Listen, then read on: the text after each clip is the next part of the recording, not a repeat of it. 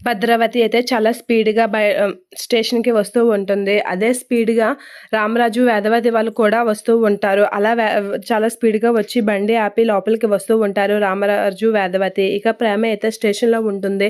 అది చూసి రామరాజు అయితే షాక్ అవుతూ ఉంటాడు. ప్రేమ ఏంటి ఇక్కడేం చేస్తుంది అని అయితే షాక్ అవుతూ ఉంటాడు. ఇక భద్రావతి అయితే ప్రేమను చూసి షాక్ అవుతూ ఎస్ఐతో ఇలా అడుగుతూ ఉంటుంది. మమ్మల్ని ఎందుకు పిలిపించారు?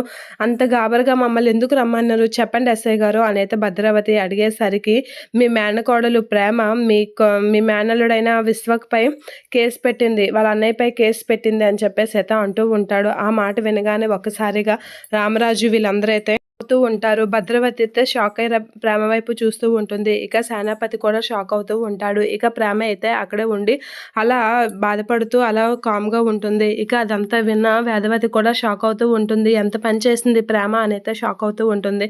ఇక చందు అయితే ప్రేమ ఎందుకు ఇలా చేసింది? అసలు ఏం ఏం చేయాలనుకుంటుంది ఆ అమ్మాయి అని అయితే ఆలోచిస్తూ ఉంటాడు చందు. ఇక ప్రేమ చేసిన పనికి విశ్వక్ అయితే ఒకసారిగా షాక్ అయ్యి అలా చూస్తూ ఉండిపోతూ ఉంటారు. అలా చూస్తూ పోలీస్ అయితే ఇలా చెప్తూ ఉంటారు.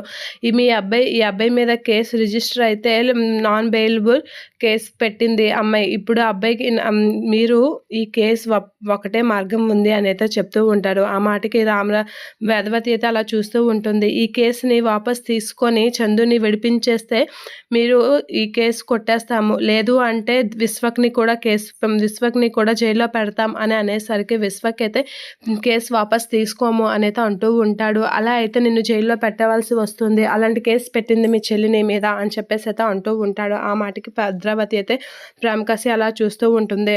వేదవతి అయితే అలా చూస్తూ ఉంటుంది. ధీరజ్ అయితే షాక్ అవుతూ ఉంటాడు ప్రేమ చేసిన పనికి. ఇక ప్రేమ అయితే అందరికీ అలా చూస్తూ ఉండిపోతూ ఉంటుంది. ఇక రామరాజు వీళ్ళందరూ షాక్ అవుతూ ఉంటారు. ఇక విశ్వక్ అయితే ఈ కేసు వాపస్ తీసుకునే ఛాన్సే లేదు. వాడు జైలుకి వెళ్ళాలి. వాడి పెళ్లి ఆగిపోవాలి. వాళ్ళ పరువు పోవాలి. అదే నా లక్ష్యం అని చెప్పేసి అయితే విశ్వక్ అంటూ ఉంటాడు. ఆ మాటలకి రామరాజు, వేదవతి షాక్ అయ్యి అలా చూస్తూ ఉంటారు. కోపంతో రగిలిపోతూ ఉంటాడు విశ్వక్ మాటలకి ధీరజ్.